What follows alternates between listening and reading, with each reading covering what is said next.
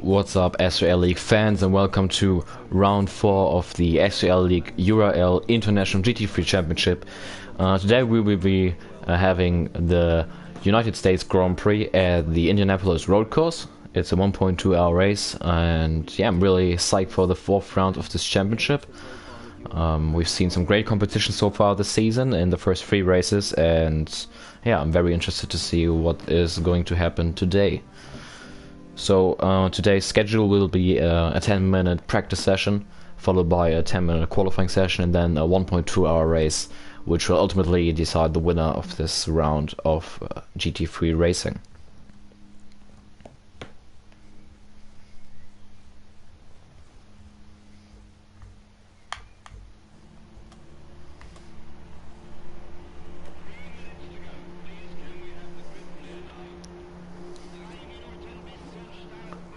As we're getting this session going now.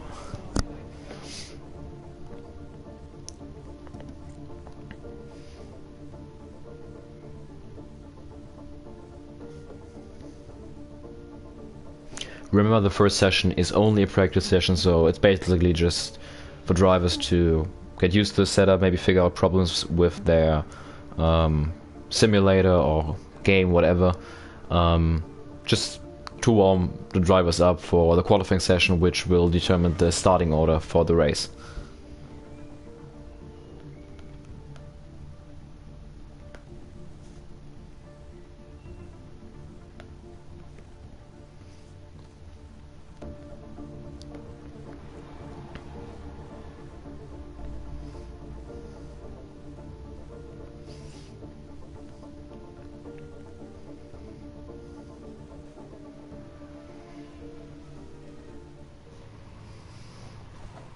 As the session is just started, as we're looking at the beautiful Lamborghini Huracan of Sandro Doulis, who won the first race of the championship, the season opener at Bathurst, 1.2 hours of Bathurst. Great victory by Sandro Doulis, who had a dominating race and won by, I believe, a gap of 50 seconds back at Australia. Just stand by a minute, we will go through all the drivers that are participating today in a second.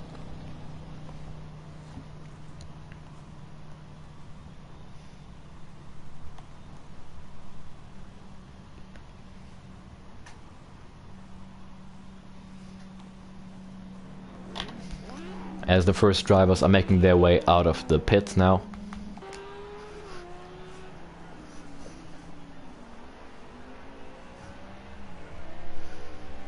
This is Rhys March in McLaren. He is currently sitting on 6 points in the driver's standings throughout the first 3 races, but that doesn't really show his real performance. He's shown some solid pace so far this season, and has been running, yeah, basically within the leading pack. For example, at the last race at Fuji, which unfortunately had to retire from because he couldn't manage to finish the race. But he's shown great pace, and I expect a lot from him today, as he is going to start for the McLaren team. I expect him to possibly, if drivers run into trouble, fight for a podium position.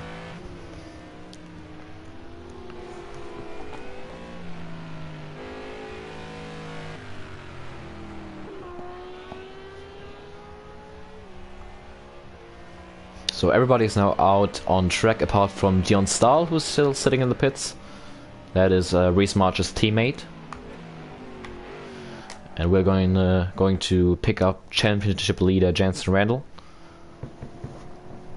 who won the Crown Jewel race at Spa, the top 2.4 hours of Spa, which was the second round of the season.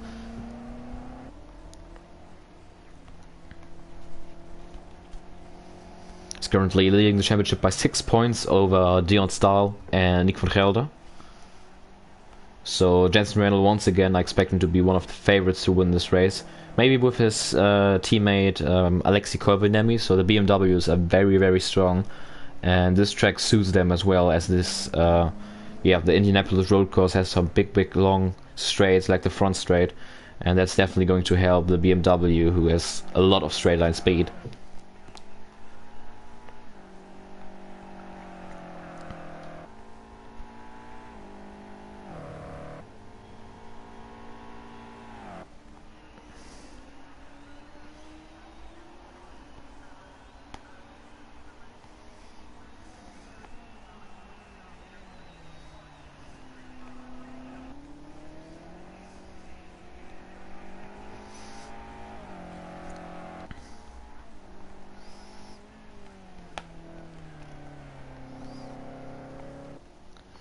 as he's making his way through the infield.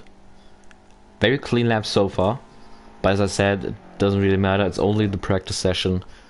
You're not aiming for the fastest lap in the session, it's just to get warmed up basically.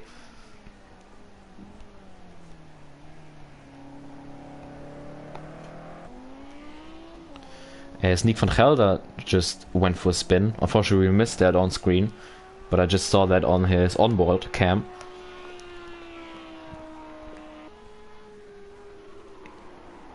Van Gelder racing in that beautiful Audi R8 and still searching for his first SRL League Project Cars 2 victory. He's come close quite a few times in the SRL League IMSA Championship, which ended a few months back. But yeah, he's still searching for that first SRL League win on Project Cars 2. He's got a couple of second place finishes to his name. Most noticeably the one at Laguna Seca back in the IMSA Championship when he was fighting for the win with myself, Sandro Doulis, in the closing stages of the race, but went for a spin, which ultimately made him settle for second place that day. It'll be interesting to see what he can do today here at Indy. As I'm going to run you down through the field now, as Nick van Gelder goes off the track and for a spin. And he makes some contact with Jensen Randall, who has also gone for a spin. Luckily this is only practice, so there won't be any damage done to these drivers' race outcome. So Jensen Randall, championship leader, racing for the BMW team, has got one win so far this season at round 2 at Spa. Next up is Samuel Brandt, who is currently sitting in P4 in the championship, 7 points behind Jensen Randall. He won the season opener at Bathurst. He's racing for the Lamborghini team. Next up is Max Mulder, who is making his first ever SRL League start today. He's going to race for the Audi team. He is substituting for Jure Marusic, who is not here today unfortunately. Max Mulder will line up alongside Nick van Gelder in the Audi team, who we're just looking at.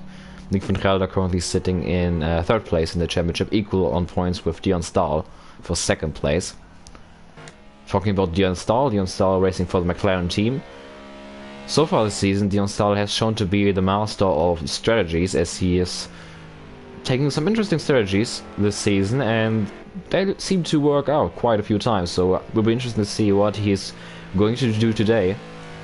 His teammate Reese March, we talked about him earlier, has shown some solid speed so far this season. Unfortunately doesn't seem to get the results out of it. Hope he stays out of trouble today and can get that nice finish. I expect him to fight for the podium in the end of this race. Alexei Koivuniemen, he won the most recent SRL League Project Cars 2 race 3 weeks ago at Fuji, his favorite racetrack actually.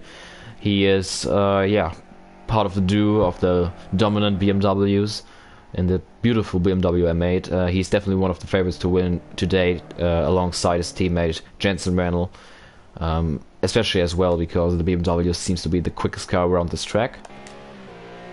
And last but not least is Rob Small for the Bentley team. His teammate Jeremy Pope is unfortunately not here today. But yeah, Rob Small, the Jamaican, really seems to struggle so far this season. Only has scored 2 points, I believe. He showed great pace in the SRL League IMSA Championship, fighting for wins every single race basically. But this GT3 Championship so far has been basically a total disaster for him, as he got involved in many incidents. I think he retired of 2 races already so far this season, and yeah, he definitely hopes that he can maybe rebound today and get a good result here at the Indianapolis road course. We got 2 minutes left in this practice session. Samuel Brandt currently top of the leaderboard with a 125.5 flat. He's 64 thousandths only clear of Jensen Randall, who is currently in second place. And then there's a big gap between P2 and P3. P3 currently Max Mulder in his first ever SRL League start, making his way into the pit lane.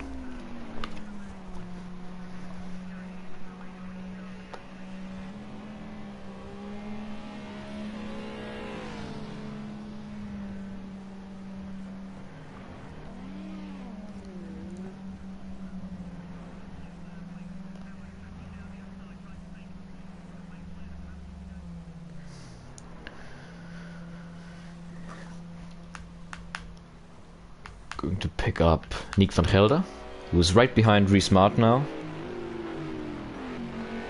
Maybe they're going to practice a little bit of battling.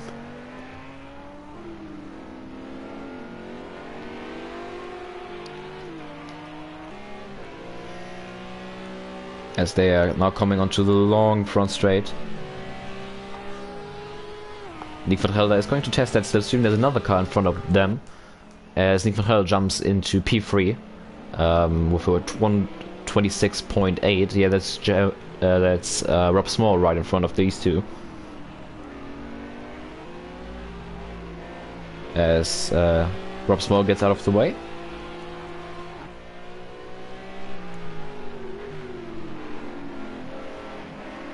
And yeah, it definitely looks like those two are battling and yeah, practicing battling for the race. That's a nice preparation. Find some spots on the racetrack where overtaking might be easy. As all drivers basically seem to be on the same part of road at the moment. As Nick tries to move down the inside of Reese March and falls him off the track a little bit on the grass for Reese March there. Great to see some battling here in the practice session, so drivers already getting feisty early on.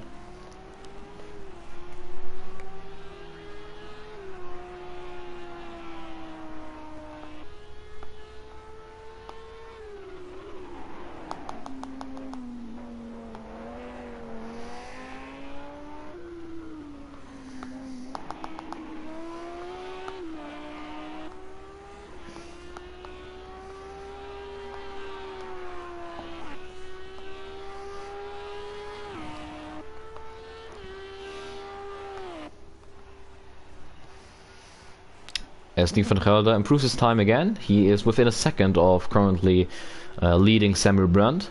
As this session is not coming to close, the checking flag is out, drivers are still allowed to finish their lap.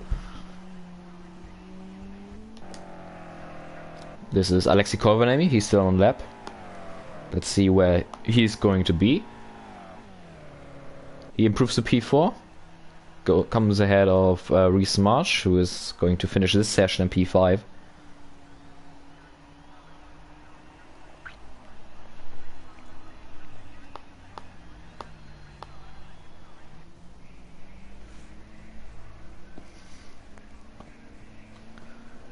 So Samuel Brandt is going to finish the practice session top of the leaderboard ahead of Jensen Rennell and Nick van Gelder.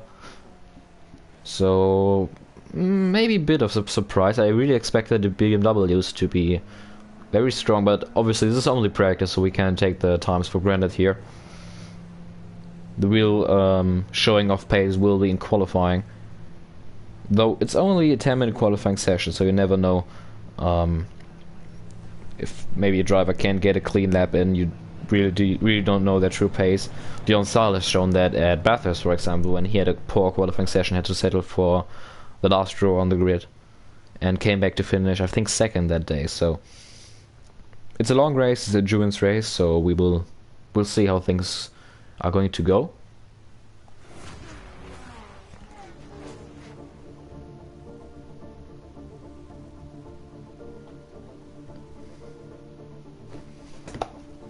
As I believe, lost connection to the stream, to the lobby. So hang on a second, and I'll be back in a minute.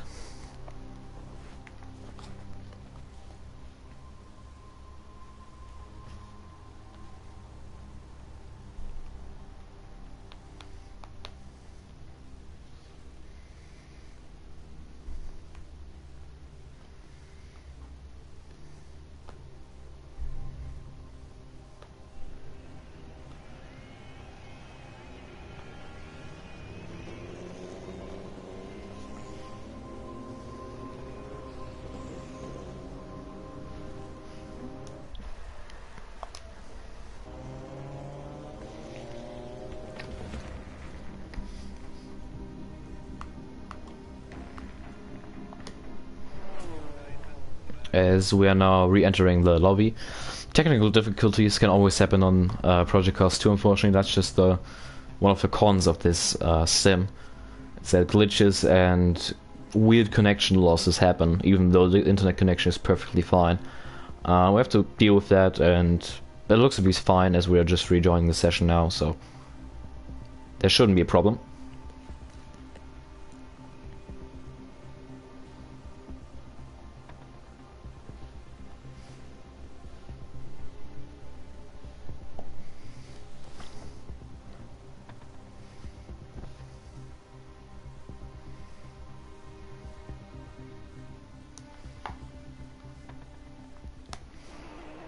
As we are now back in the session. Perfect. So we only missed 2 minutes of qualifying so far. Nobody has set a lap time, so everything's all right. Just have to deal with that, and seems to be fine. So all good. So back to the racing action.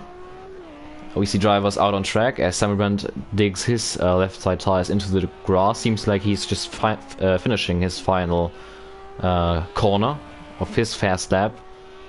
So he's going to be the first driver to set a lap time.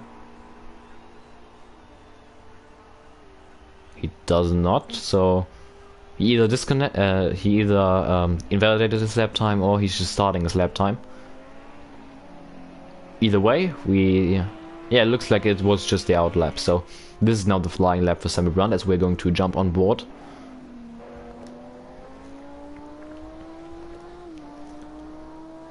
Through the chicane, quick left, quick right. Has to catch the back end of that Lamborghini.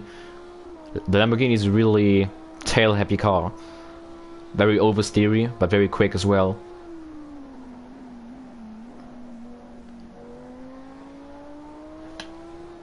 This is the modern Indy road course, obviously, not the one that the F1 used to race at. This is the modern layout that IndyCar is using, for example. It's quite similar still, but there were a few sections that were reconfigured, like this one. They added this, short final complex of corners, which is making the final long right corner a bit less quick. As he's now exiting the final corner, Reese March is currently top of the leaderboard, but I believe that's going to change soon, as Samuel Brandt is now coming to the line. And Samuel Brandt is top of the leaderboard with a 25.8. We saw him do a 25.5 in practice, so he definitely can improve on that. But currently he is on provisional pole with Dion Stahl in second place, as we just saw Rob Small go for a spin. Jensen Randall is in the pit, so it looks like he had some troubles on his first run. Dion Stahl currently in second place, only 81 thousandths of a second behind Samuel Brandt. As we just saw Max Mulder going off the track in the background. He's yet to set a lap time. The rookie in his first SRL League start. Getting out of the gravel trap, didn't get stuck, so he's back on track, trying to set a lap time. Reese March, very solid, 26.0, only 2/10 behind provisional pole. Told you guys, Reese March has some serious pace in this championship. He just needs to show the results and finish races off as strong as he was running. It's not always his fault. He often gets involved in crashes that, weren't his fault. Like for example at Bathurst, when Jensen Randall spun on lap 1 right in front of him, as he just exited the pits. And at Spa, when he got into the outside wall entering the Rouge section, and the outside wall is a little bit glitched there, and he got stuck in it.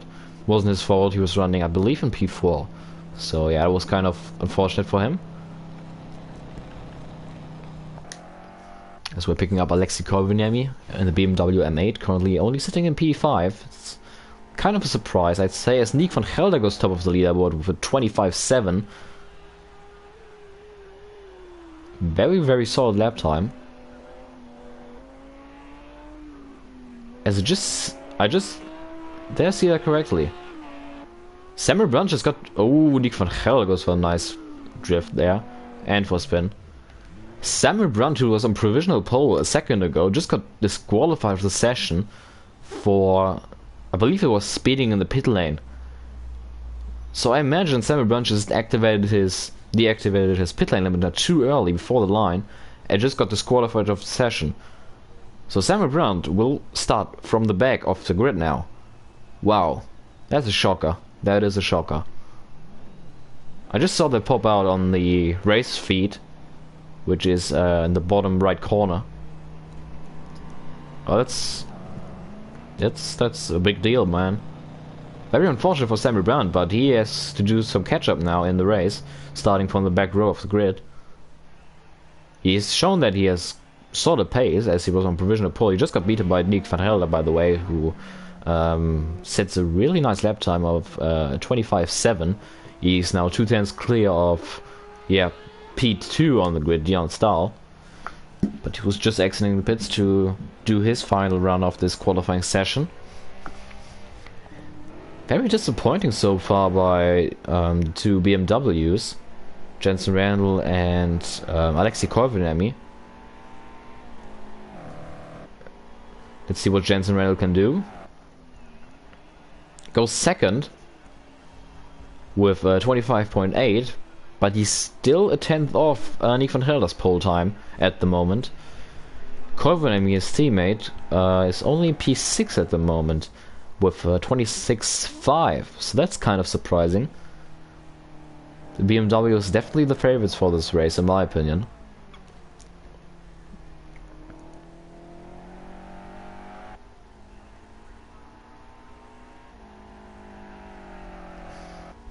As Koivuniemi comes through the final corner and comes over the line. He improved his lap time to 26.4, but he didn't improve his position. There's still a big gap between P5 and P6. Reese March has a 4/10 gap to Alexei Koivuniemi at the moment on the timing sheets. As we're watching Dion Stahl.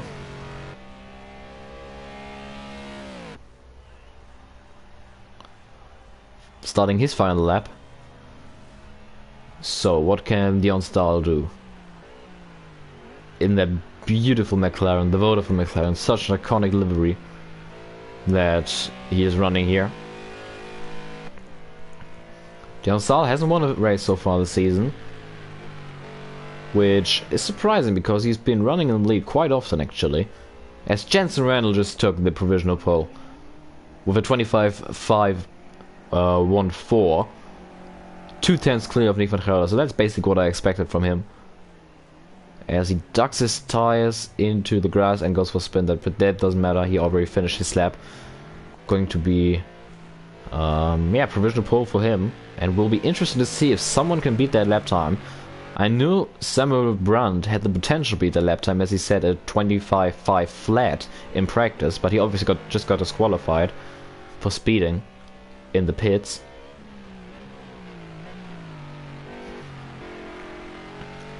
Having a close eye on Max Mulder, SRL League rookie. He is not last, so that's nice progress. He's currently 7th and only 1.8 seconds off pole. So solid by the young Dutchman.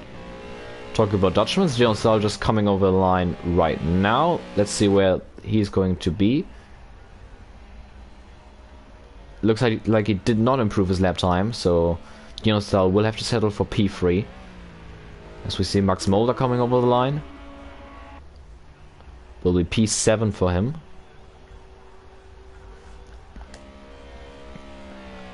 And Reese March hard hit into the outside wall. He just got loose coming out of the final corner on the exit. Overcorrected and hit the wall, but I don't think he was improving on that lap anyway, so that doesn't really matter. Nick van Gelder has gone for a spin as well. This track is very, very difficult to get right, especially under power and with the curbing. Drivers have talked about, yeah, fighting the car around this track basically in practice. So we will be interested to see, as Nick van Gelder obviously has overheated his tires as he's spinning through the grass. Rob Small is going to start 7th, as I believe Samuel Brandt will be at the back of the grid. Don't know how it really works in this game. He might be where his fastest lap was, but if the disqualification works as it should, he should be on the final. He should be starting from the last spot on the grid, but we'll see. So checkered flag is still out. This qualifying session is over. Dion Stahl coming over the line, as the last one.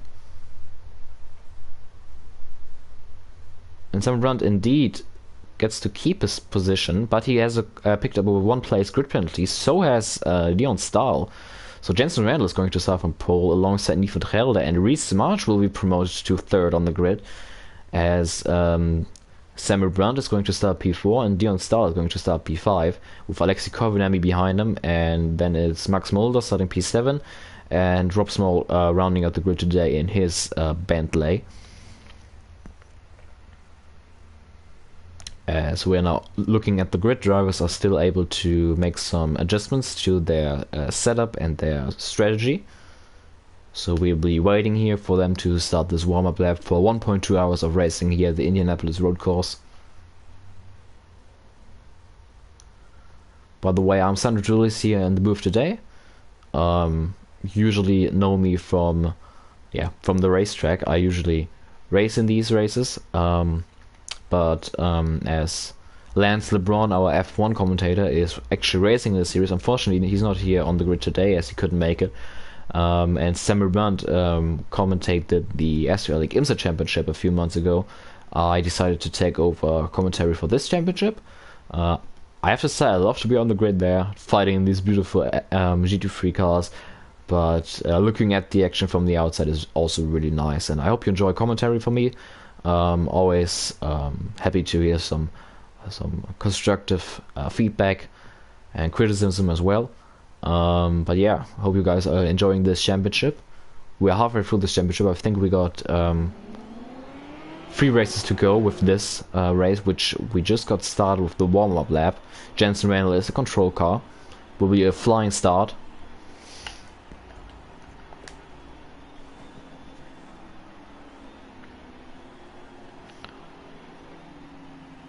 Turn 1 will be very, very interesting. This is a very treacherous first complex of corners. In real life we've seen it so many times where drivers got collected in crashes, big crashes especially. In F1, most notably 2006 when Nick Heidfeld went flipping, or in 2007 the next year there was an accident as well, I think involving Barry Callow and the 2 Hondas. We know it from IndyCar racing. We've seen so many crashes here early on at the race start. Last year I think it was it Colton Herter got involved in a crash here last year. So very treacherous first corner. We'll be interested to see how these drivers are going to handle this. But this is a very, very solid field with a lot of fair drivers, basically all of them. So I expect them to hopefully keep it clean here. Hopefully I just didn't put the commentator's curse on them. We got a lot of experience in this field, apart from Max Mulder, who is the only rookie on the grid today. He's making his first ever SRL League start, so good luck to him.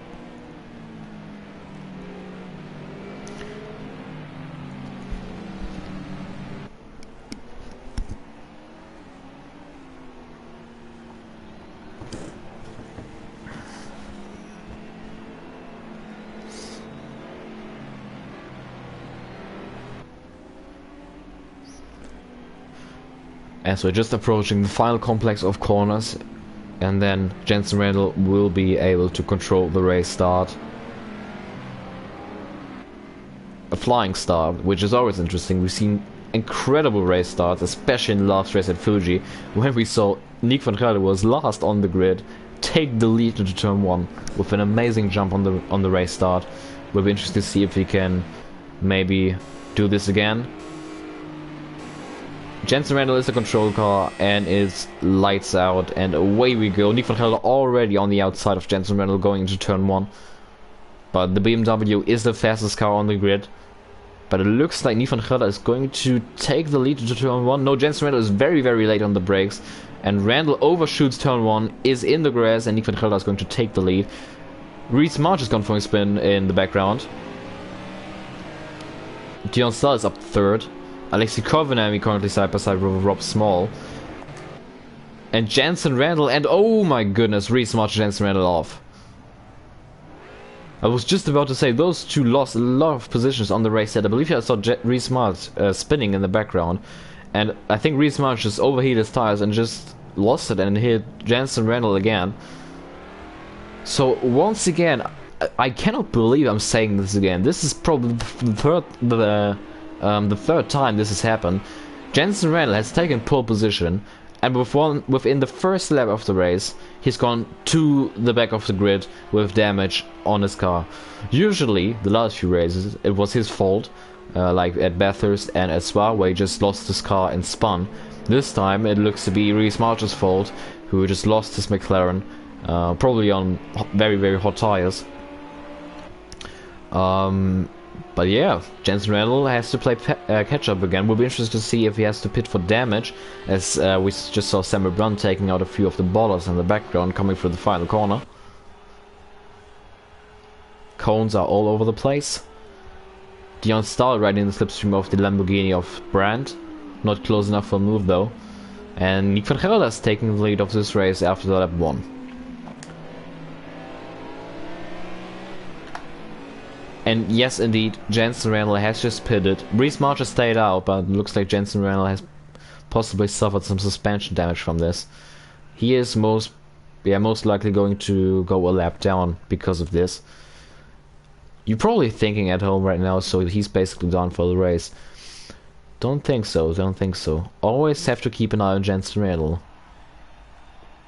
He's been counted out so many times already this season, but has come back to win the race. As talking about winning the race, we got a fight for the lead here with Samuel Brandt and Nick van Gelder. This has been the story of the season so far. Those two battling. They've battled with basically every race already.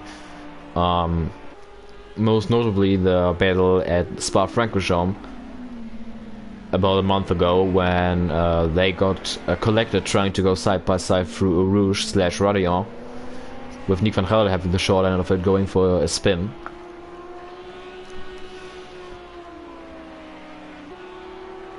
As these two are completing lap 2 now.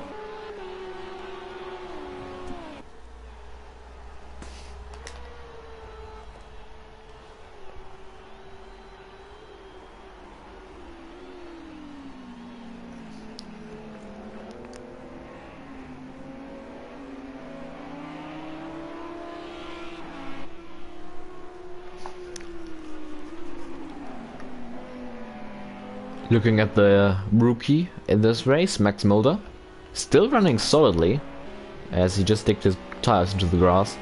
Running in P5, he's standing with the lead pack. He is only 4 seconds behind race leader Nick van Gelder, his teammate. So solid job so far in this first race. It's all about just collecting some experience for Max Mulder in this race. He's new to this championship, new to this league as well.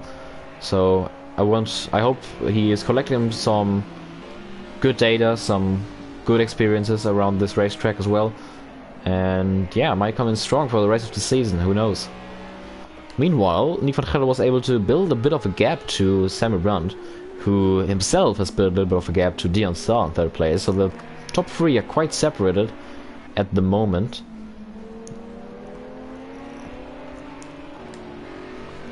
As Alexei Korbanam is putting pressure on Dion Stahl, and just right behind him it's just mentioned Max Mulder. So currently Korbanami is in a Dutch sandwich, with a Dutchman leading in the moment as well.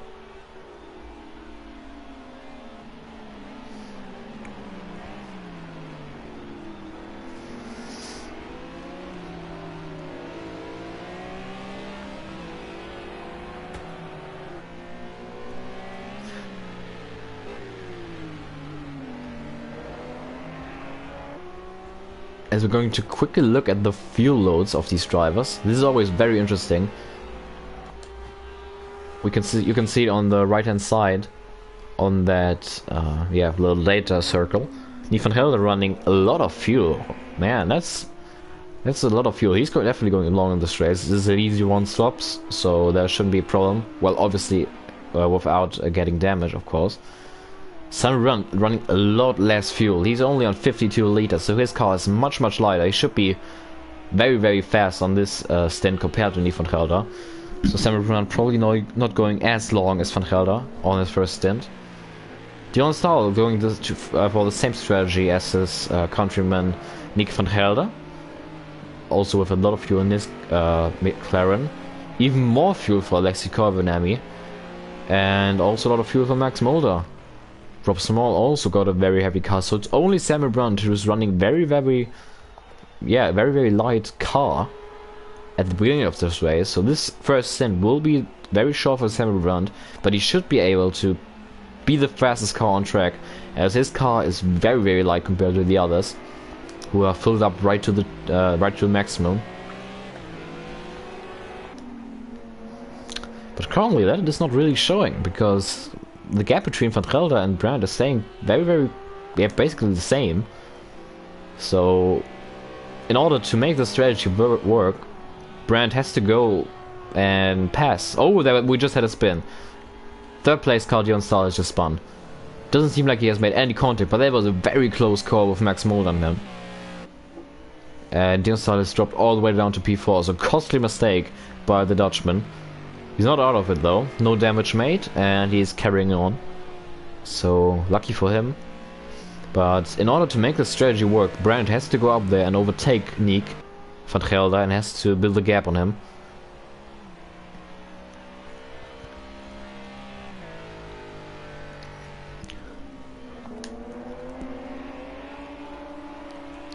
The gap between Van Gelder and Brandt seems to be stabilized at around 7-8 tenths of a second. That's still enough to for Sam Brandt to have some slipstream, which is very important at this racetrack, especially on the front straight.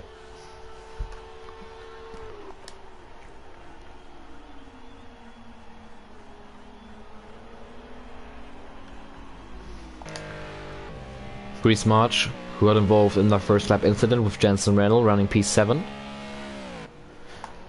Doesn't seem like his car is damaged a lot. He's only running 18 seconds behind our race leaders, and he is definitely catching up to Rob Small, so we will see a battle for P6 here soon.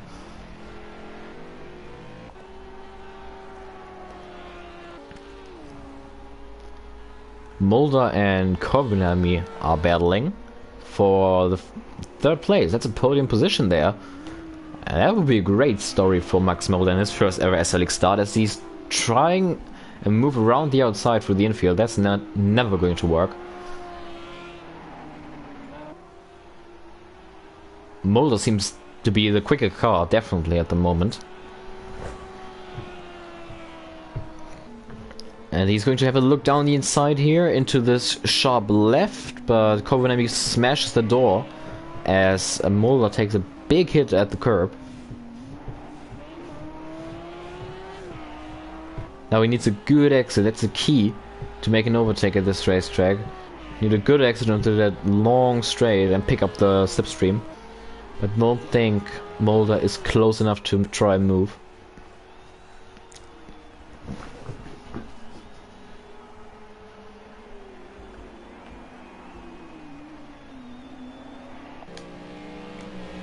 As Reese March has already caught up to Rob Small, so that didn't even take a whole lap. Is the McLaren quick enough? Not yet. So Reese has to settle for P7 at the moment, but he definitely seems to be quicker, and it's only a matter of time until he's going to get past the Bentley of Rob Small.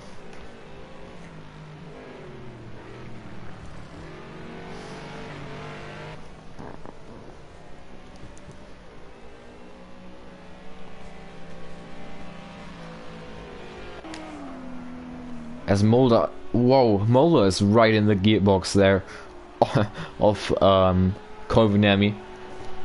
He's losing time right now. I think if Covenami gets past, if Mulder gets past Covenami, he can go up there and possibly challenge for the win here with Brandt and Van Gelder. Meanwhile, the gap between the two leaders is still just under a second, so that's staying quite stable at the moment. And Reese March just got by Rob Small, who's gone for a spin. So was there contact made possibly between those two?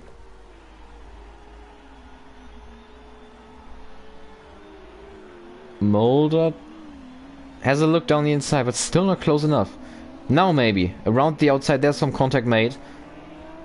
Mulder offline. And doesn't seem like... He could have done. I think they made some contact there, and Mulder definitely got forced offline, but he is still right with him. The only effect this is having is those two losing a lot of time onto to the race leaders.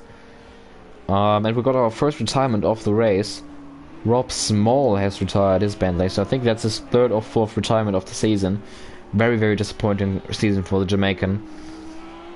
So I either expect this to be a retirement out of frustration with having that spin and not having great pace, or either that or maybe a disconnect, as the gap between the leaders has come down a little bit. It just showed 0.6 of a second, but it's back up to 1.4 seconds, so Sam Run has definitely made a mistake there somewhere.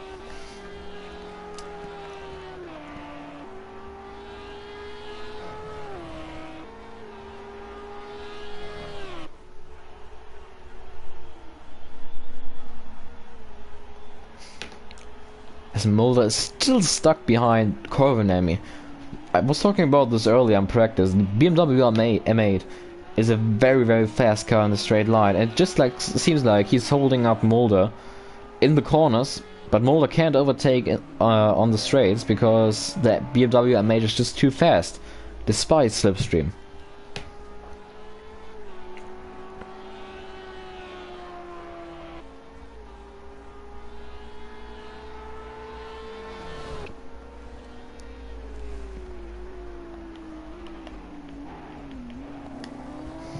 On board now with Max Mulder, SRL League rookie, first ever S League start. Already battling for third place here at the 1.2 hours of Indianapolis. He's now side by side with Corvinami. Really try and move down the inside into the sharp right-hander. Corvinami is leaving the door open, and Max Mulder is finally through with a little bit of a jump over the curb, as he gives the position back. So it looks like there was an illegal overtake, took too much of the curb there and had to give the position back. So this is really, really, really bad at the moment for Max Mulder. He's just losing a lot of time behind Corvinami, who he just seems like just can't pass, and the two leaders are getting away. Talking about leaders, Nick van Gelder split up his gap to 2 seconds on Sam Brown. So Sam Brown's strategy of running a very light car doesn't really seem to pay off at the moment, as Van Gelder is showing supreme pace at the moment. Is this the day Nick van Gelder is finally going to take his first ever project cars to win? We will know more in 1 hour and 1 minute.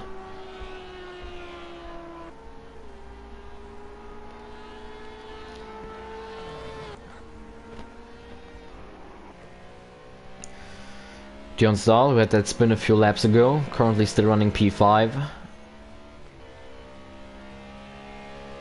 Basically no man's land at the moment. Just there in the background we can see his teammate Reese March, who got involved in that first lap incident with Jensen Randall. Max Mulder will try the same move as last lap. He has a look at it,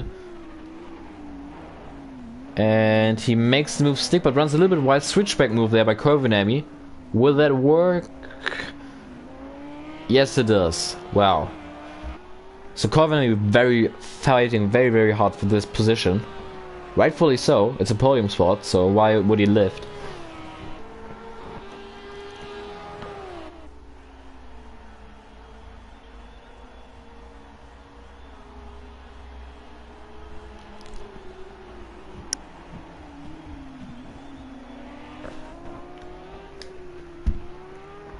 A little bit of a twitch there from Corvinami. Had to correct his BMW midway through the corner.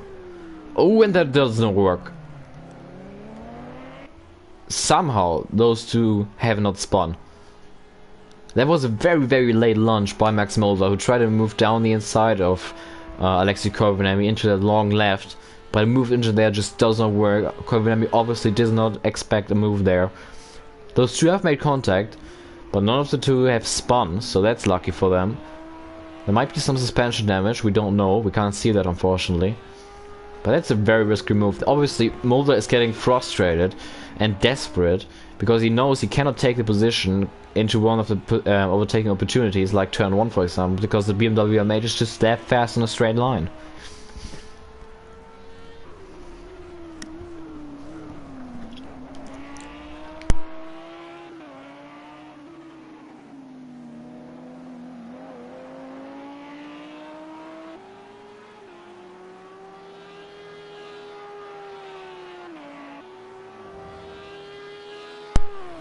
As we are now under an hour to go, this race is flying by in a hurry.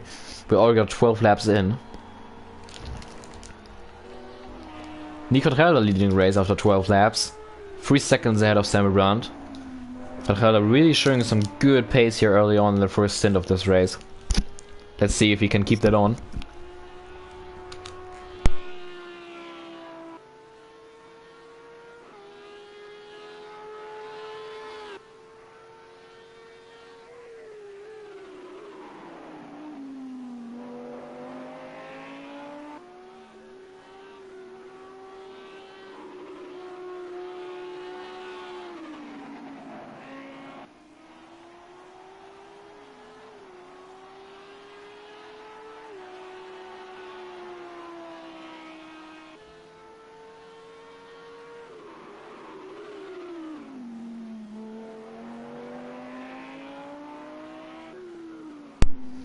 And recently, it looks like Van Gelder has built up that gap even more within the last, I believe, like 3 or 4 laps.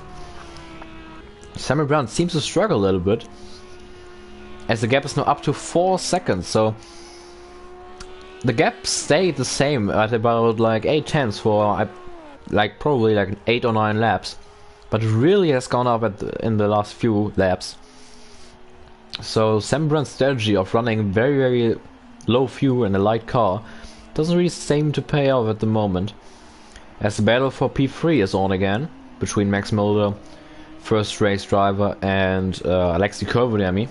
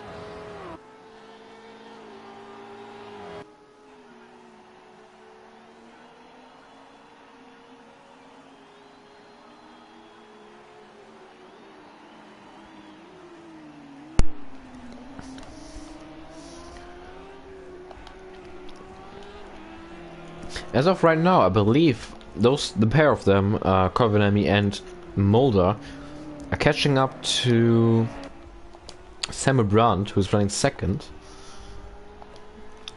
Let's look at the last lap.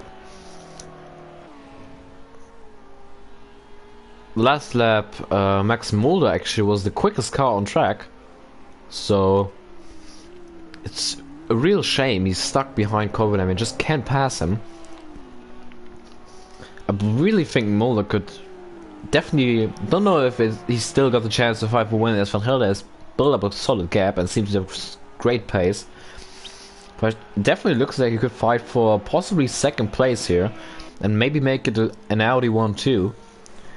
But this is very early speculation because still got 54 minutes of racing left.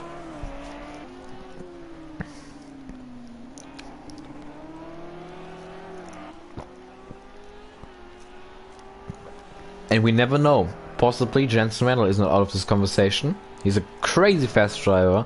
He got involved in that first lap incident, had to make a pit stop for suspension repairs, and he's currently only a minute behind our race leader. And I don't know if you're seeing this on the camera lens right now, but that looks a bit like rain to me. That would mix things up, I tell you that. It is rain. You can hear it in the background, I believe. Just listen. You can hear the rain hitting the windshield of Alexei Koivuniemi. This is a game changer. This can really change the outcome of the race. These drivers are used to driving the wet in these cars. We had 3 races already this season, and I believe all of them, apart from the first round at Bathurst, have been rain affected. So this could be another one. It's still very sunny there, but you can definitely hear the rain. I just saw a few spots of rain entering the first corner. You can see the rain on the camera. The sun is shining. I don't see any clouds, but it looks like it's raining. As the gap between race leader Nick van Gelder and second place Sandro Doulis is now up to over 5 seconds.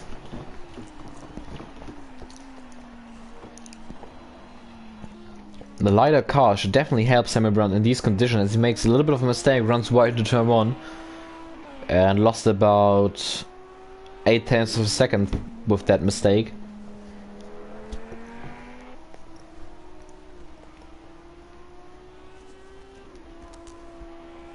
Through the quick wide and left chicane.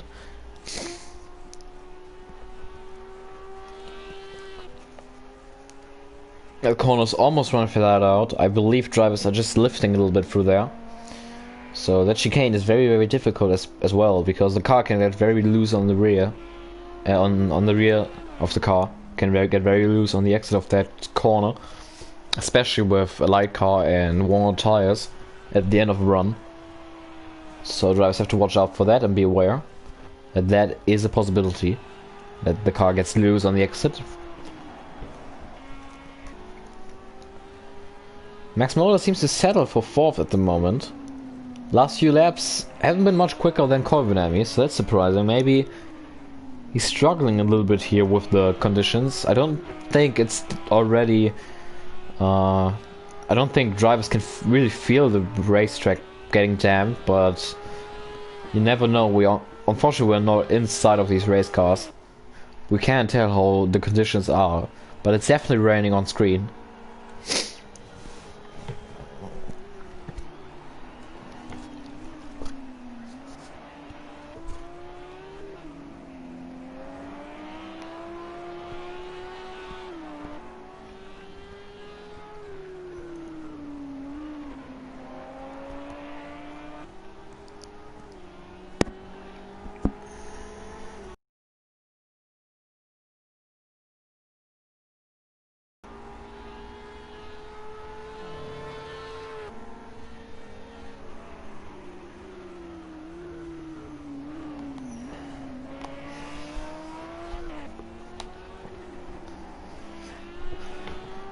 As we can see in the background, the sun is now coming down as well. This race will go over into nighttime. And just as the sun is going down, we are getting rain. I think it's the exact same scenario that we had at Fuji 2 weeks ago. 3 weeks ago actually. When the sun was coming down and so was the rain.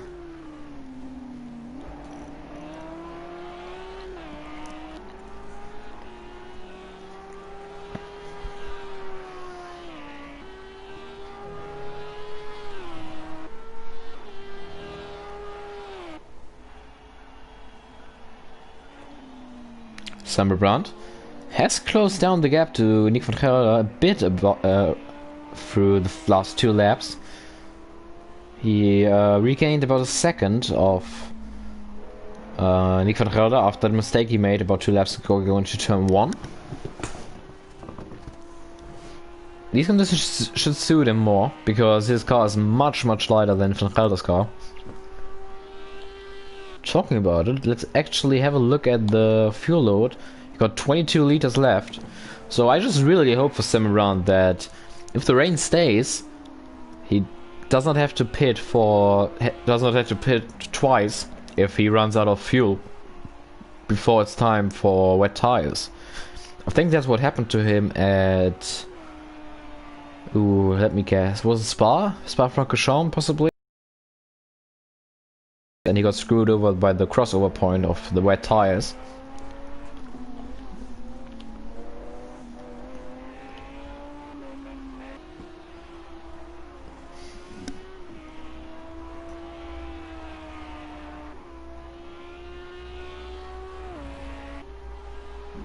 Headlights are on, as we're entering darkness now.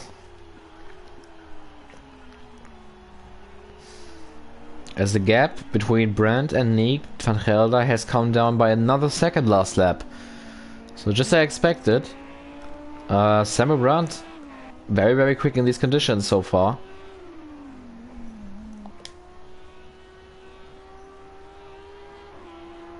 Van Gelder has been managing this race very well so far in the race lead, but will he be able to do it until the end of the race, now in these changing conditions as well? He's the race leader, so changeable conditions are always worse for the race leader, as he's approaching possible wet spots first.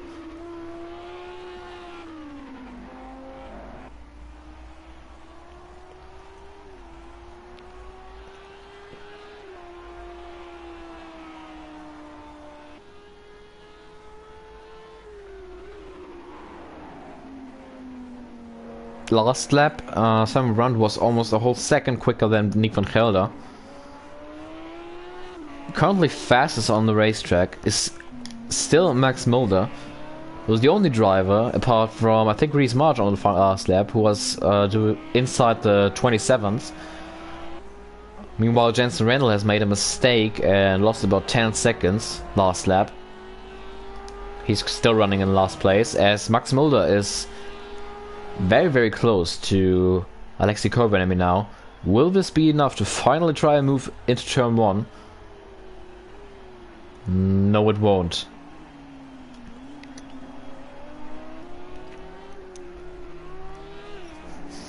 Oh, big backhand slide there by Mulder.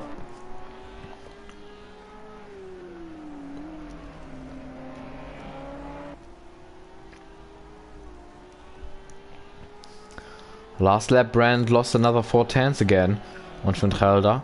So it's just, they're exchanging quicker lap times at the moment. One lap Van Gelder seems to be quicker, the other lap Brandt seems to be quicker. As we have completed lap 20 now.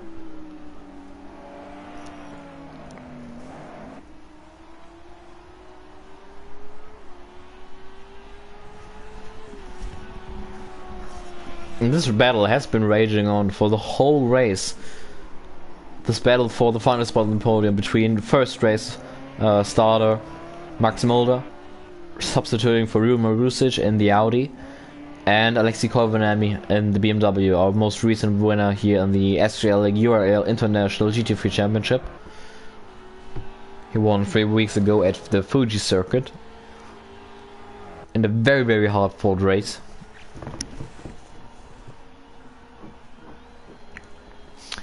And last lap, I was just talking about it, how the top 2 are exchanging faster lap times. Samuel Brandt was 7 tenths quicker than Nick van Gelder.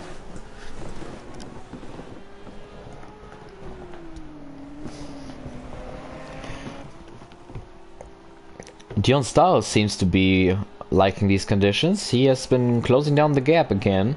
He has gained about 3 seconds through the last 2 laps. Dion Stiles currently running 5th.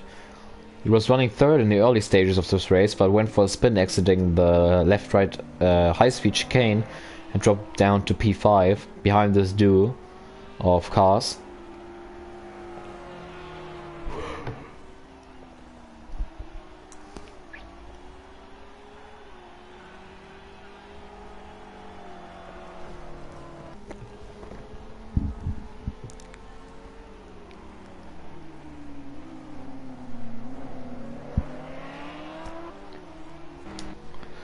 Reese March.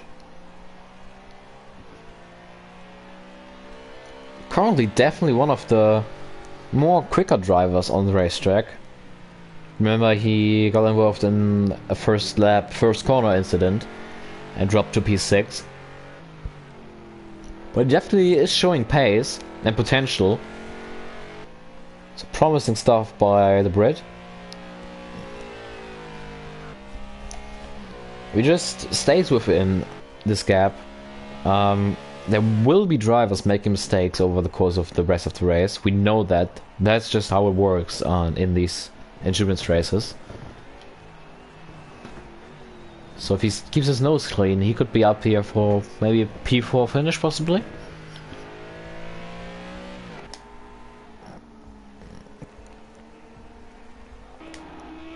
As the gap between Van Gelder and Brandt has come down by another 4/10 last lap.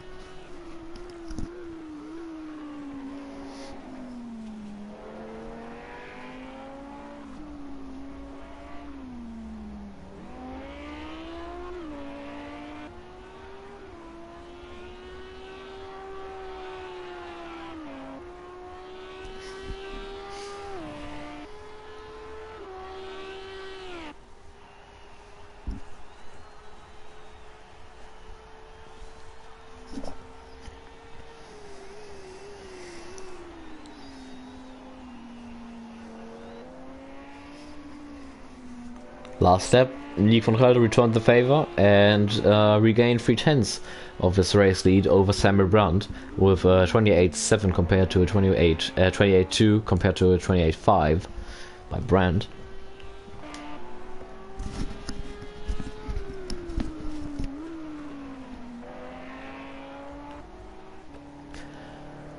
Jetson Rattle.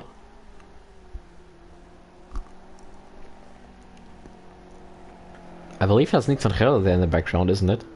Yes, so Jensen Randall is about to go a lap down.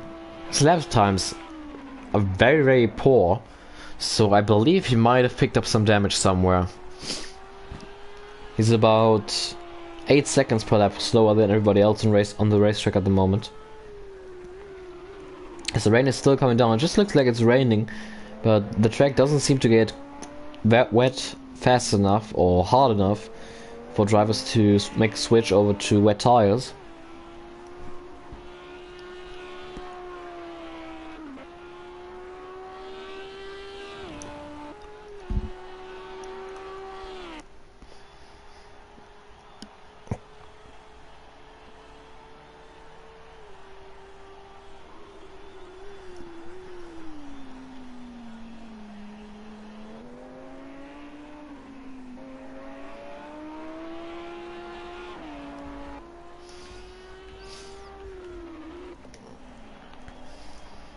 Picking up Dion Saar, who continues to be the fastest car on the racetrack.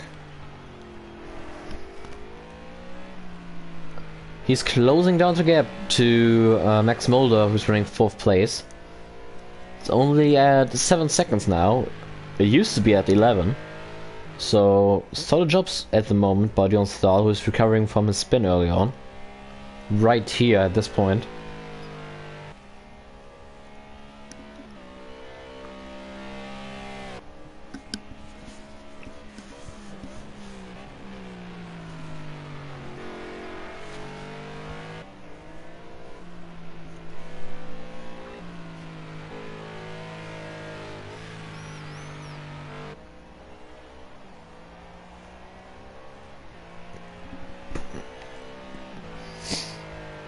Van Gelder has built up a gap, his gap back up to over 5 seconds now. So Samuel Brandt definitely is losing some time here.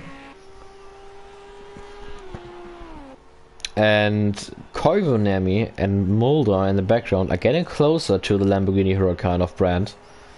So we might have a 3-car battle here soon for 2nd place. And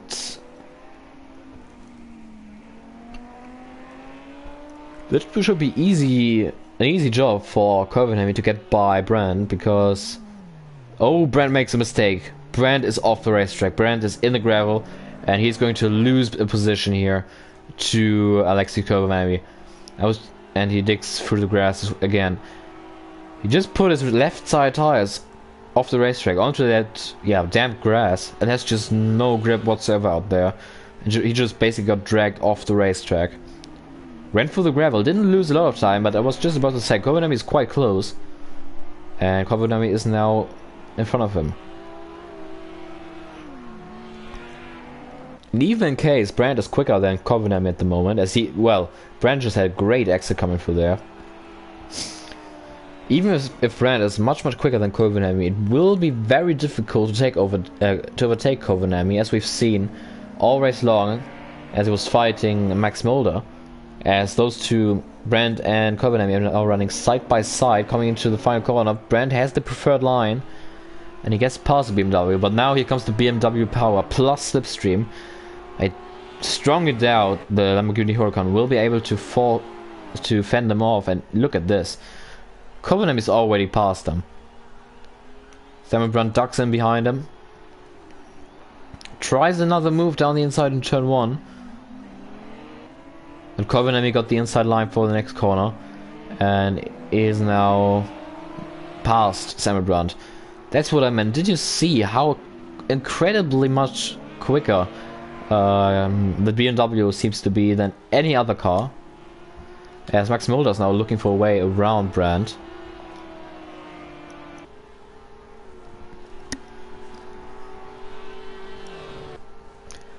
We also have to remember that we're probably expecting Brand's pit stop here very soon. As Brand has just rear-ended Alexei Kovalev. Luckily Kovalev kept it in a straight line, as Mulder's now having a look at Sam. Very lucky that Kovalev kept this car straight, as Mulder's now looking down the inside of Brand. Wow, he just found that small gap there on the inside, and Mulder got the more preferred line and takes P3.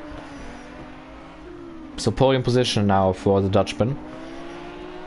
I think Sam Brandt just underestimated the breaking point of the BMW of Alexei Kovalev, the Finn, who, rally style basically kept his car straight. There might be some front end damage here for Samuel Brandt and some possible rear end damage for Kovalev, as Max Mulder's overshot the first corner. And Brandt is back through. I just saw his back end stepping out. He probably locked the rear tires. Not too much time lost, but he lost the position to Brandt as there's more contact made. And you know who's loving all of this? Nick van Gelder, who's built up his gap, his race lead, to about 10 seconds. So great management here by Nick van Gelder, currently running a mistakeless race. Very clean. With Kovalev in second. We just had a little bit of a slide there coming out of the long left. And look who's finally caught up to this battle, Dion Stahl. I was talking about him. He's still the fastest car on track by a mile. And he is now caught up to this train of cars. And if I look at his pace at the moment, I really think he could get past all of them. As Sam Brandt just made his way into the pits. So what I was talking about earlier has happened. Brandt strategy of taking less fuel doesn't seem to pay off, as he has to pit now to get fuel into the car. And you know, we haven't talked about it in a long time, but the rain is still coming down. If the rain gets hard enough in the next, like I don't know, like 10 minutes, and there's a crossover point to wet tires, Samuel Brandt got screwed over once again by weather and strategy. Can you believe it? It's just the same thing as that happened at Spa-Francorchamps a few weeks ago.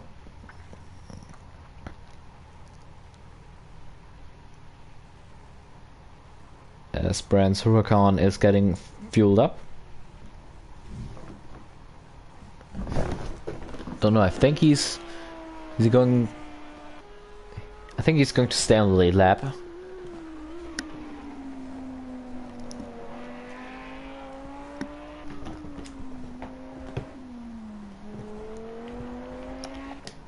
Sandro has exited the pit stall. We just saw Jensen Renner get by him, so Sandro is now in last position. And here comes Nick van Gelder, and van Gelder is going to put Brand a lap down. So everything Brand is now praying for is for the rain to stay like this and not get any worse, as Dion Stahl is now having a look at his countryman Max Mulder.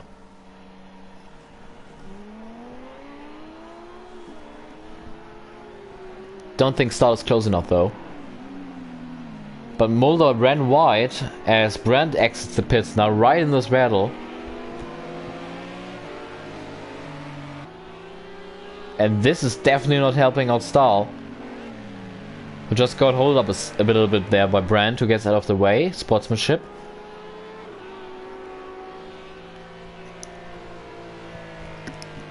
Nick van Gelder has built up his race lead to 12 seconds now over Alexei Kovanemi, who's leading this train of cars battling for second place.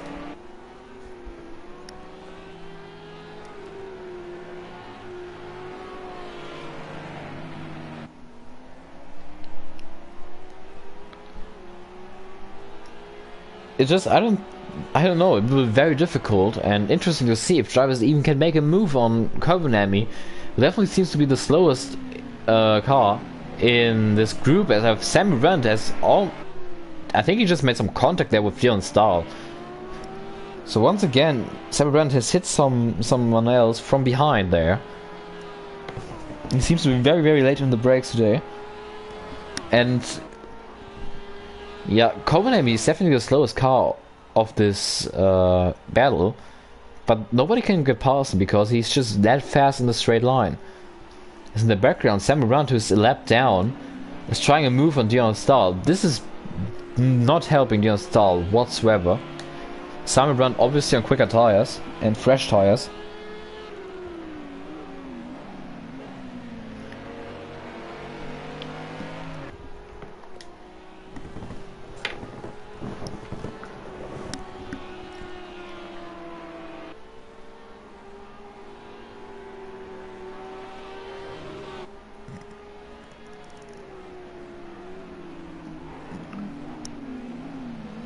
Oh, and Max Mulder has made a mistake. Just slid his car going into the sharp right, and now he's side by side with Dion Stahl. But Mulder should have the preferred line. Oh my goodness, that was a close call. Mulder got into the exit curb there, which is probably a bit slippery at this point. Lost his car and almost made contact with Dion Stahl, but Dion Stahl got past him, is now up to P3 again. The position he was in before he span on, I believe it was like lap 9 or 10, possibly. And now Dion Stahl is going to catch up to Alex Kovanemi. Meanwhile, Sammy Brandt got in front of this train, as he's obviously on fresher tires.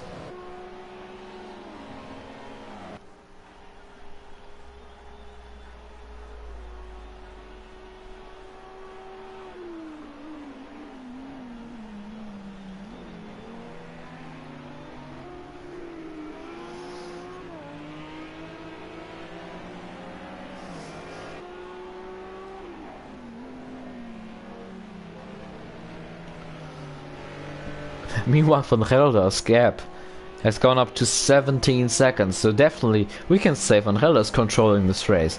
The only one beating him, being able to beat him at the moment, is himself. As Dion Stahl seems to have a great run here on Kovanemi and tries to move down the inside. Big hop over the curb, but he got the move stick, and Dion Stahl is up to P2.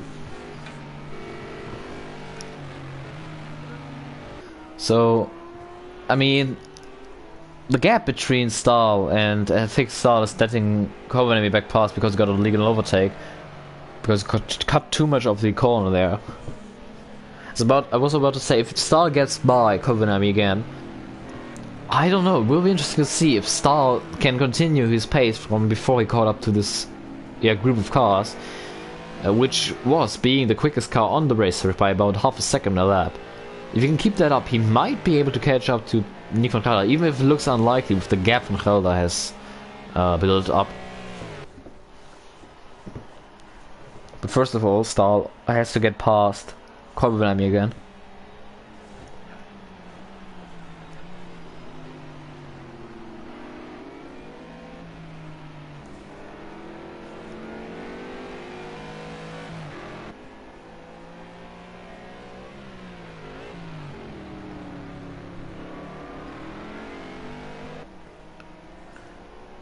We got under half an hour left, and nobody has made a pit stop yet as well.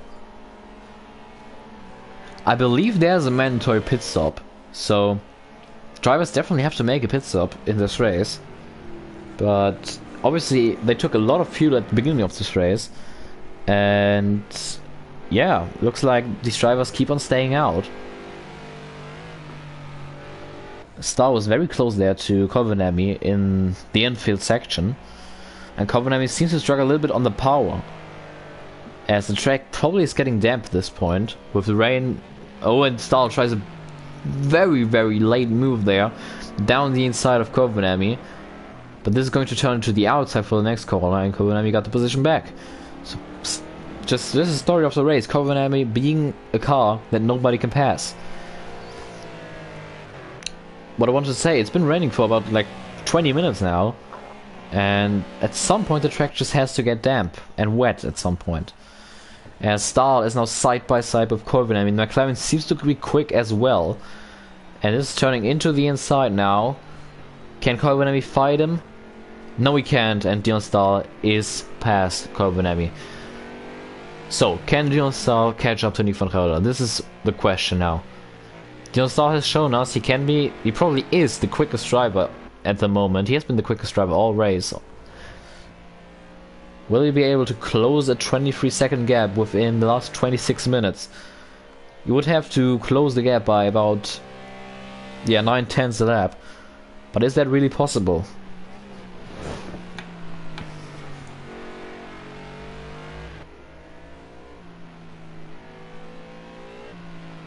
Dion Stahl, a driver that has had so much success at this racetrack. He won the SRL League Indy 500 here in 2017. To date, his biggest SRL League win.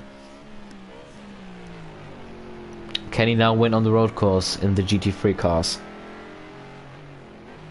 Talking about the Indy 500, SRL will return to this venue in 2 weeks' time, when we are back for the SRL League Indianapolis 500 on Project Cars 2. The 4th of July, mark that day in your calendar. Next week we will be having the SRL League F1 season finale at Brazil. Highly anticipated race. The championship is coming to a closure. We already have found our champion with Tim Ventic, who took the championship back at Mexico.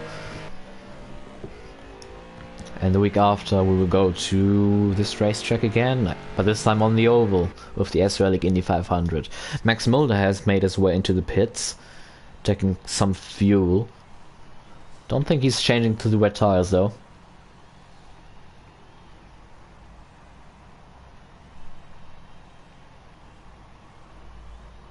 Long pit stop here for Max Mulder.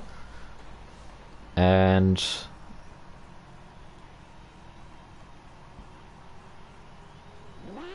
off he goes. And I think just there in the background is coming his teammate Nick van Gelder. Yes, he is. And he's going to put Mulder a lap down. So this will be interesting now. Where does Mulder come out? Does he come out ahead of Samuel Brandt?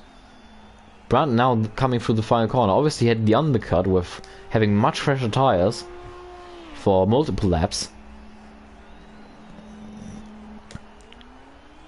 Mulder now able to accelerate, and I think those two are now side by side. Yes, they are. This will be a very close call. Samuel Brandt is going to be ahead of Mulder, who just exits the pit, but Mulder has fresher tires than Brandt.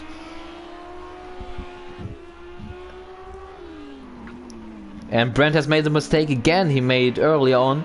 He just put the left-hand side tires onto the grass, Not as severe as last time. And now Mulder runs off track. Is the track getting wet?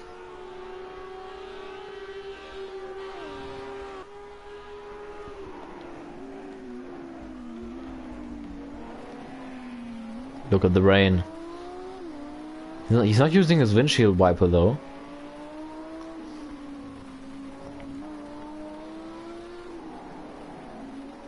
I'm very surprised those are not wet tire conditions yet.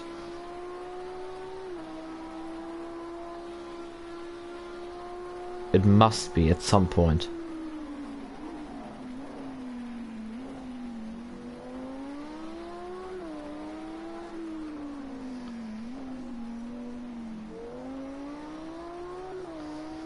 Semmelbrand is getting away from Mulder. I have a suspicion Mulder has taken wet tires as the first car on the racetrack. That's why at the moment, because we haven't reached the crossover point yet, at the moment Brandt is still quicker than Mulder.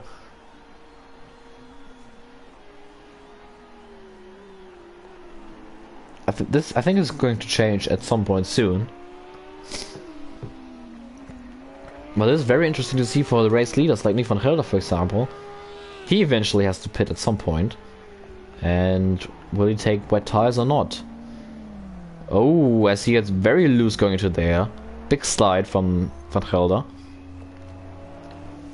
The track is definitely getting wet now.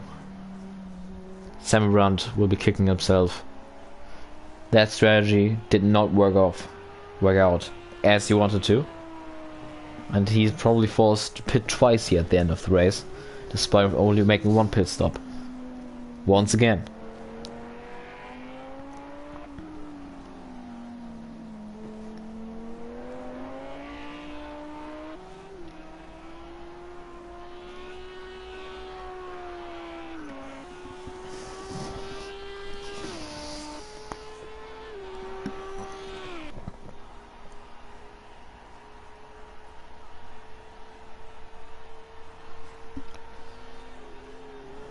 The lap times have dropped by about 5 seconds, and Van Gelder has to correct his car again. Yeah, the track is definitely looking like it's getting wetter now.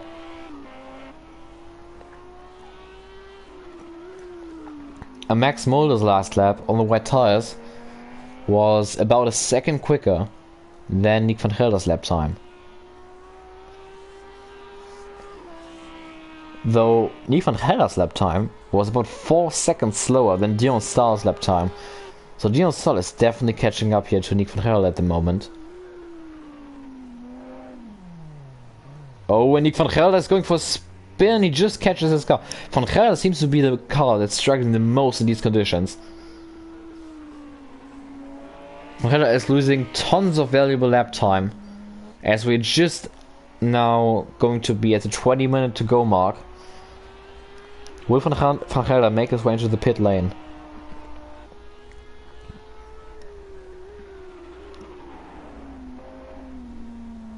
Van Gelder has to be careful.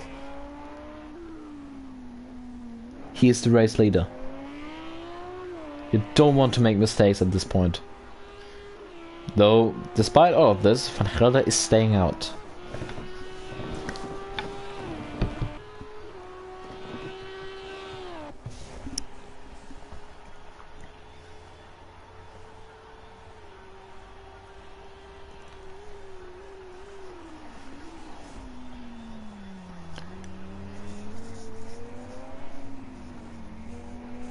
Last lap by Nick van Gelder, a 1:36.2.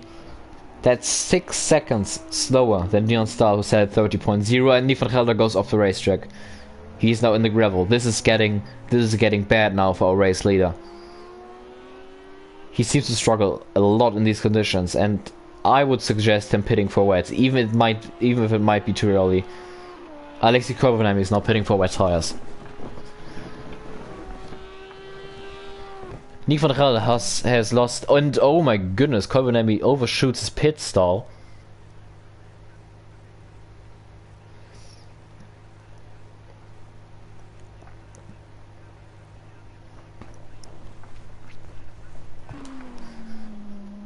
Nick van Gelder has lost 20 seconds in the last 4 laps. He built up this lead all race long and is now losing all of it with Dylan Stahl closing in. Nick van Gelder has to pit this lap for wet tires. He seems to struggle way too much on those dries.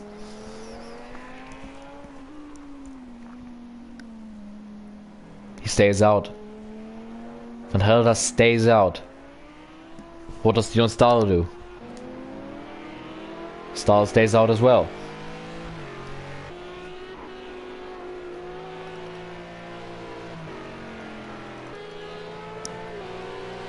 In front of Dylan Stahl is Max Mulder. He's a lap down after making his pit stop earlier on.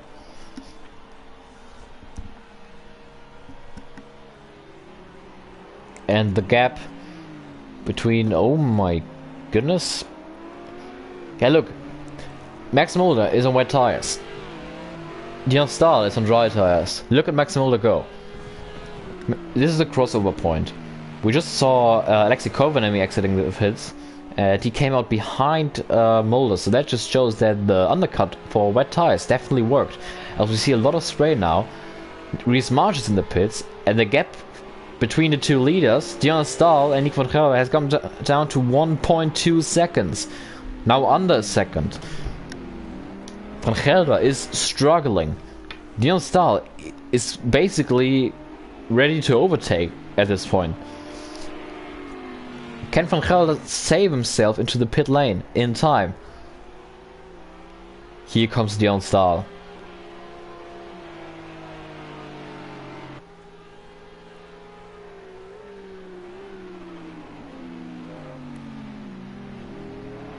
The gap is down to 0.5 of a second. Nick van Gelder has to pit here, and he does so. Dylan Stahl stays out. This is a make or break situation. This is going to be race deciding. Is this one lap by Dylan Stahl additionally to Nick van Gelder going to cost him the race win, or will it be the strategy to win him the race? Van Gelder, in my opinion, definitely did the correct decision for himself, because he was struggling way too much out there on the dry tires. Dylan Stahl was not struggling as much. But look at this. Alexei Kovanemi and Max Mulder. By the way, Kovanemi just got by Mulder. Mulder goes, oh my goodness, Reese March, not Reese March.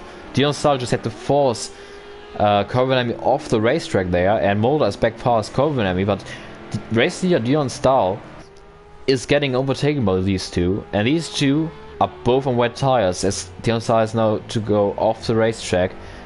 I think he is making the wrong decision staying out there for the additional lap. Nick van Gelder is just exiting his pit stall now.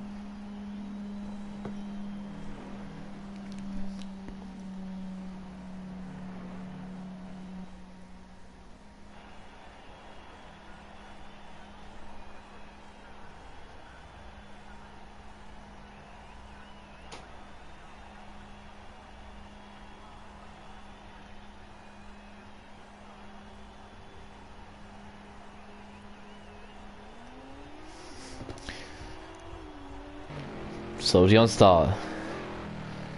Look at how much time he has lost to Kovanemi and Mulder. Those two are already... They just exited the pit track. Did you see that? Dylan Stahl enters the pit on the grass.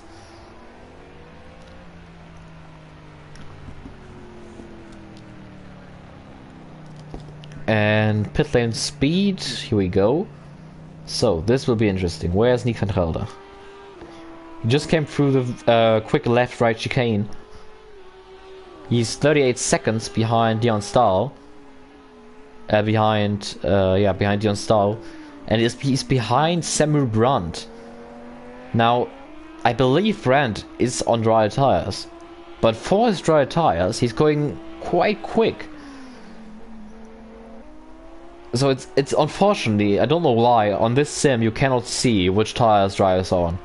Did Samuel Brandt pit for wet tires like 15 minutes ago? Or is he just struggling on dries at the moment? I honestly have no idea. Dylan Stahl is now exiting the pits.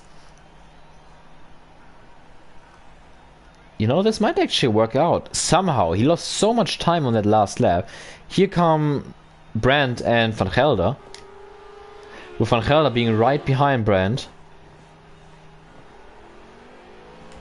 And Dion Stahl is just accelerating.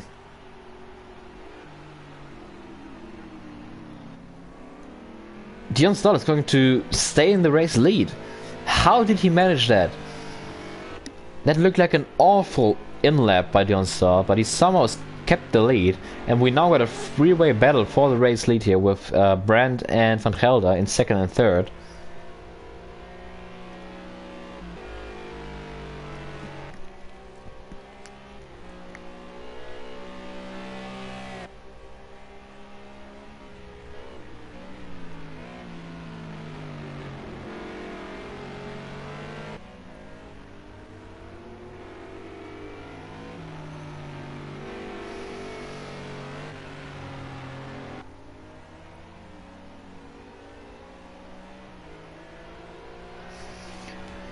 I honestly believe Sandro Brandt is on wet tires. So that means Brandt has been on wet tires for about like 10 laps already. Unfortunately, oh my goodness, Brandt seems to be very loose there on the braking, and Nick van Gelder is right at the rear of him. Obviously, I believe Brandt has wet tires on, but those wet tires have to be a lot worn at the moment, as he put them on when the track was still quite a bit dry, as Sandro Brandt got loose underneath Van Gelder and almost made contact with him. Van Gelder just got past him, and now Van Gelder is going to try to catch up to Dion Stahl again and maybe retake this race lead.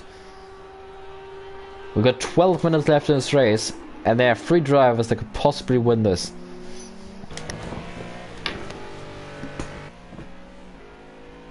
Dion Stahl has come back from running 5th after a spin on lap 9, which saw him drop from 3rd to 5th, made up 17 seconds, and then was behind Nick van Gelder in 2nd place and caught up 25 seconds that Nick van Gelder lost during the time period where the crossover point came from dry to wet tires.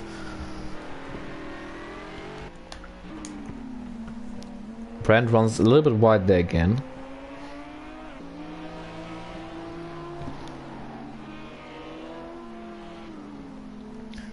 We haven't been talking about the others much, but Alexei Kovanem is currently running 4th, about 20 seconds behind Brandt, who just ran into the grass. I think Brandt is out of the conversation for this race win, as his tires must be a lot more worn than Van Gelder's and Stahl's. Meanwhile, Van Gelder has closed down the gap to Stahl by 8 tenths so far this lap.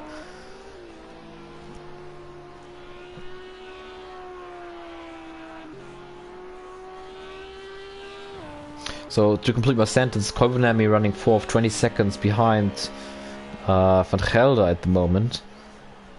And Max Mulder is running 7 seconds behind them, and Brandt has just entered the pit. So I don't think he was on wet tires then. Then he was on dry tires, I believe, and has just made his pit stop. But still, solid job by Sandro Brandt staying out that long and competitive on those dry tires. Yeah, he just put in wet tires, definitely.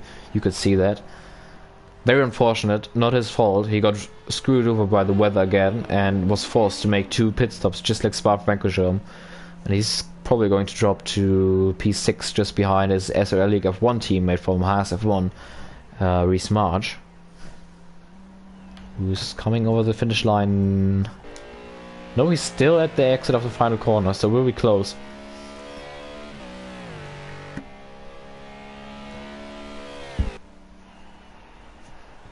And Reese March is going to pass Sandro Brandt.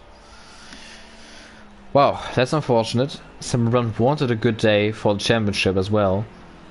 Talking about championship, this is a very interesting situation with our championship leader Jensen Randall currently being in 6th place. Make that 6. No, he's in 7th place. Yeah, Jensen Randall is currently last place. He's our championship leader. And P2 and P3 in the championship, they are only 6 points behind Jensen Randall. Dion Stahl and Nick van Gelder are currently running 1-2. But who will be 1 and who will be 2? That's going to be the question here in the last 10 minutes of this SRL League URL International GT3 Championship Round 4 at the Indianapolis road course. 1.2 hours of action. And it all has come down to this. battle between the two Dutchmans. Jan Stahl has pulled the gap back up to just over 2 seconds over Nick van Gelder.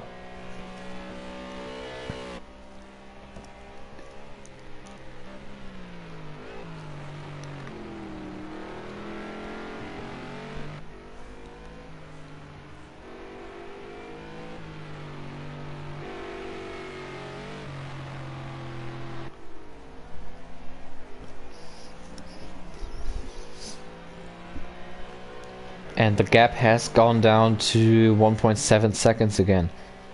So Nick van Gelder, I'm gonna keep on saying this, Van Gelder made the right decision to pit a lap earlier than Stahl. Van Gelder just struggled so much more than Dion Stahl in that crossover period when he was on dry tires on a very damp track. Obviously, oh, big drift by Stahl, he holds it, oh my goodness. But they said this is definitely compromised his run on the front straight. Nick van Gelder goes to the outside for turn 1. Dion Stahl is going to hold on. Switchback move though by van Gelder, does not work. Dion Stahl on the exit of the final corner got on that little bit, this small stripe of grass on the exit, which is wet in these conditions, lost all kinds of grip and drifted through the final corner. What an amazing job by Dion Stahl to hold that car and keep it out of the wall.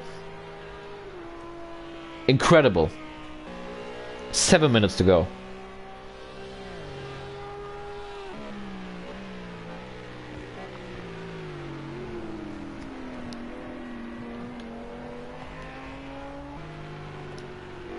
No penalties as well, so this is a pure battle for the race win. 7 tenths between Dion Stahl and Nick van Gelder. Dion Stahl, SRL League Indianapolis 500 winner. Multiple SRL League F1 race wins. Nick van Gelder, I believe 9 SRL League F1 race wins. An SRL League F1 Championship in Season 4, and now battling for this win. Those are 2 veterans in this league. And Nick van Gelder got a great exit coming out the final corner. They're going to be side by side coming over the line here. 6 minutes to go. Nick van Gelder has the more preferred line into turn 1, but can Dion Stahl hold it around the outside? Who will be the last on the brakes? Nick van Gelder on the inside. Dion Stahl, can he hold it around the outside, this time into the inside of the next corner? Van Gelder has to keep the gap open. But now Van Gelder returns the favor. Van Gelder gets loose. Dion Stahl is on the outside and just tucks in front of Van Gelder. Wow. Van Gelder stays in second. He just got a little bit loose there on the exit of turn 3. Maybe put his tires on the inside curb possibly, which is not what you'd want to do in these conditions.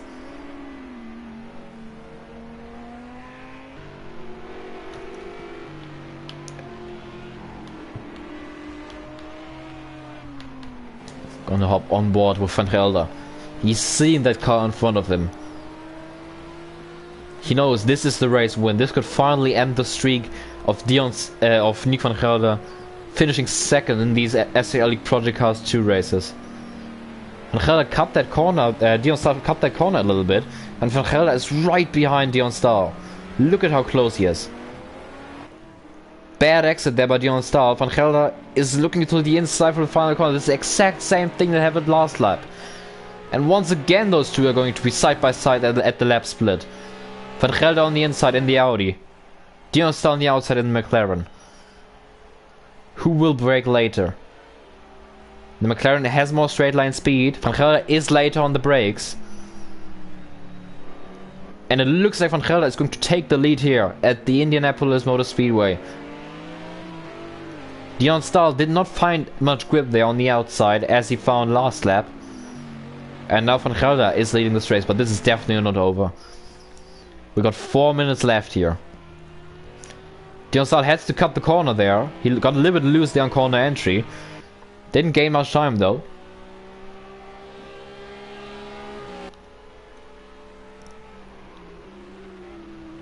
This is tense. This is pure racing right here. Don't go anywhere. Just lay back and watch this. Will Dion Stahl come back at Van Gelder?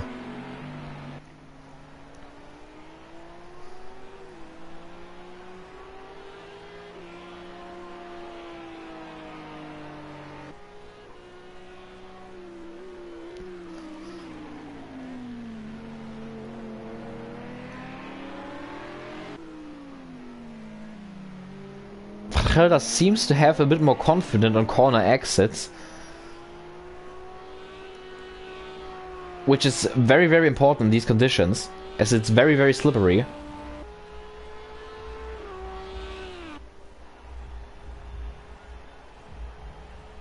And the gap is up to 1.5 seconds, so Van Gelder is possibly building a gap here. Last lap was 2 seconds quicker by Van Gelder compared to Dion Stahl. Obviously that included that overtake. But Van Gelder just ran a little bit wide there through turn 2, and the gap is back down to 5/10. In these conditions, there can be mistakes, and the race is never over. Look at Dion Stahl being right behind Van Gelder again. This only took 3 corners. Through the chicane, Stahl has been struggling through here, through the last few laps. Not this time, he got a great exit. He looks around the outside there, into the next right. He got overspeed here, and gets past Van Gelder.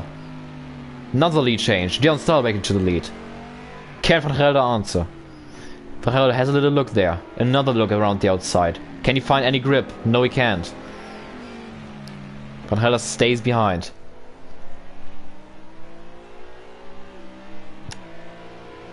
He runs on the curb there, that definitely lost him some time.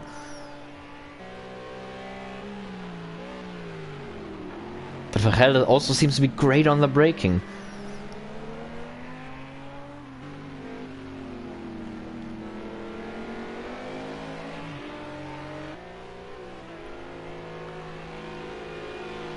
Entering the front straight. Van Gelder in the slipstream. 2 laps to go.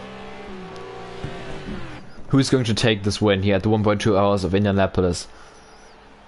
Dion Stahl, the defensive line, goes to the inside. Van Gelder this time on the outside. This is the first time he's doing this. And Van Gelder has gone for a spin. I don't believe it. I cannot believe it. Van Gelder for the first time took the outside into turn 1. And he just didn't find any grip there. Just like Dion Stahl, who had experienced this through the last few laps. And this has cost Van Gelder a possible win. It's not over though. We got 1.5 laps left and everything is possible in these conditions. Van Gelder lost about 3 seconds because of this though. He didn't do a full spin. He caught the car quite well.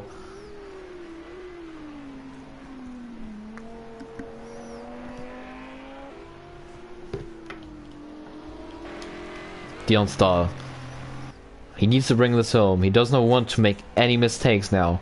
He knows if he just keeps it clean and reasonably fast, Van Gelder won't be able to catch up again.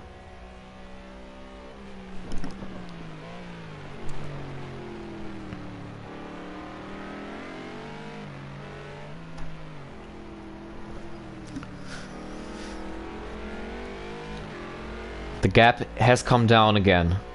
1.4 seconds as we're exiting the final corner now. And this is going to be the final lap of this race. I'm on my feet, guys. I cannot do this. Van Gelder. He can see Dion Stahl. He's just behind him. Despite the mistake by Van Gelder on the last lap, Stahl's lap was only a second quicker. Van Gelder seems to be the quicker driver at the moment, but he's making mistakes. Is there still a chance for Van Gelder to come back? Or is it just Dion Stahl's day today?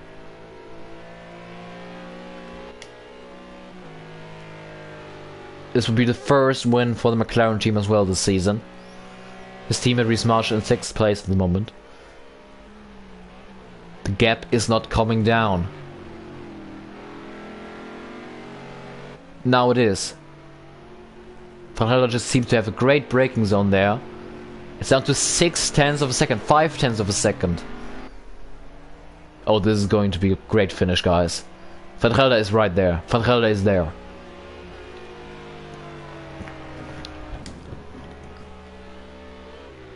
Van Gelder is late on the brakes. Contact. Van Gelder squeezes there. Just Ricardo styles Dion Sal there. A very aggressive move. Van Gelder is through. I cannot believe what I was just seeing. And Van Gelder is going to come here for the final corner.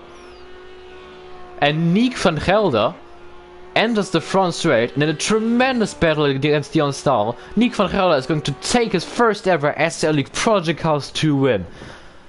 Dion Stahl finishes second, Alexei Koivunami third. Wow, what a race. I have never. Incredible. I honestly did not think it would be possible for Nick Van Gelder to come back from this. I knew he would try and move down there. That was his only, basically, his only shot left. And he just licked the stamp and sent it down the inside of Van Gelder. Van Gelder, down the inside of Stahl. Stahl shut the door, but there wasn't enough. It would just, otherwise it would have ended in a crash. This was very aggressive, but fair in my opinion. Wow. Just unbelievable. And Nick Van Gelder has finally taken his first ever SRL League win in the Project Cars 2 series. And with this win, I believe Van Gelder is also taking the championship lead, possibly? I'm not sure. Absolutely unbelievable.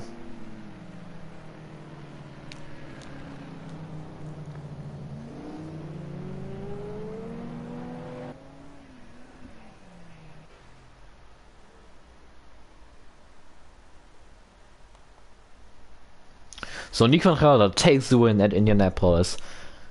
Just in front of Dion Stahl. Just an amazing battle for the race win. Third place it's Alexei Koivunami. Fourth place Max Mulder. Fifth place Samuel Brandt, who got screwed over by the rain. Reese March 6th and Jensen Reynolds 7th. Those two could never recover from their first lap incident. By the way, shout out to Max Mulder in his first ever SRL League race, coming home in 4th place. Great run for Dutchman. But in the Audi team today, it's all about Nick Van Gelder, who just took his first ever SRL League Project Cars 2 win. I'm just quickly going to invite the top 3 for the podium interviews. Just hang on a second.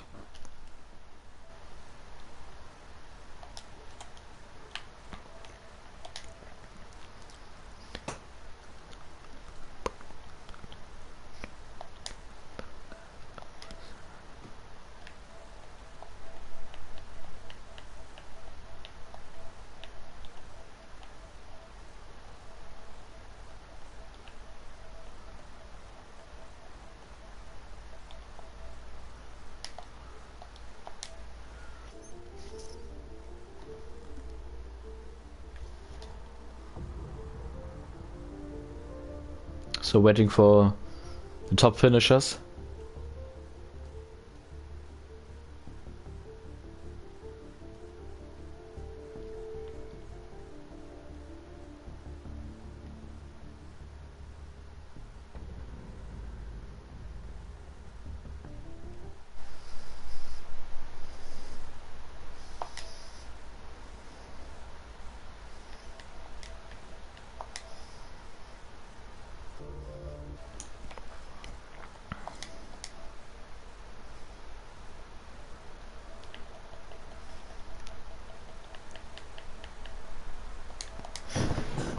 So as we got our first drivers joining here, we're still waiting for Alexei Koivunami though, because he's going to be the first driver to get interviewed.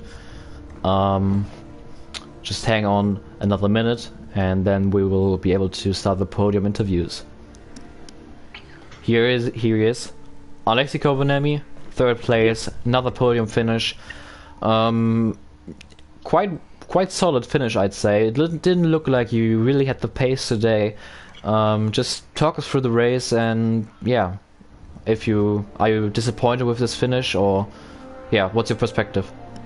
Obviously the plan for me and Jensen was to get 1 and 2 for the Constructors' Championship, but yeah, I guess we have to wait that for the next race. But my personal opinion about the race is that it went pretty much like I planned it. My plan was to drive until possible rain and then I just stayed too long on the slicks. So that's pretty much what cost me the race for the good position, better position in the most part, but I'm still happy. Alright, solid finish, man. P3, another podium run. Next one, Dion Stahl. Man, what can I say? That was a roller coaster ride of a race for you. You had a solid start running P3, then you had that stupid spin basically on the exit of the chicane. I don't know if it was a mistake or contact. I think it was just a mistake by you. Yeah. But after that, I spun on the curbstone and then I did 360. Yeah, but after that, just seemed to be you were the fastest car on the racetrack for lap by lap. You just caught up and you got past the train in front of you. You went up into P2, and then obviously the rain came and Nick van Gelder seemed to struggle quite a lot in the wet, and you just caught up 26 seconds in a matter of 3 laps, and you timed your pit stop well. You had a very, very rough in lap, but you still somehow came out back in the lead. Yeah. Then that amazing battle with Nick van Gelder in the closing stages. I honestly thought you had it there on the last lap, but then that surprising overtake by Nick van Gelder.